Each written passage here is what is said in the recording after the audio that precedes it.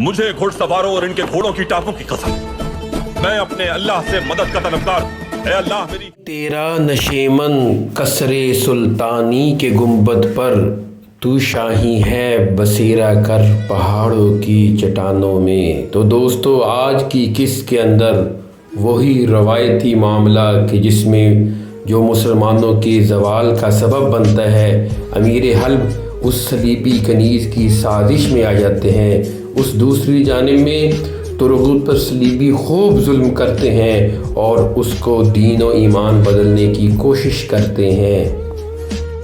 کیا حلب میں صلیبی اپنی سازشوں میں کامیاب ہو سکیں گے؟ کیا حلیمہ سلطان اپنے بھائی یگت کو واپس پالے گی؟ ایک طرف تو قبیلے کے اندر وبا کا عالم، تو دوسری طرف ارطغرل مکمل دشمنوں کی سازشوں کے شکنجے میں۔ قبیلے میں تو غداروں کی غداری اور حلب میں صلیبیوں کی سازشیں مسلمانوں کے ہر کو ناکام کر رہی تھی۔ کیا سلیمان شاہ قافلے پر ہونے والے حملے سے بچ گیا؟ کیا ارطغرل حلب میں اپنے اوپر ہونے والے صلیبیوں کے جاسوس کے حملے سے بچ گیا؟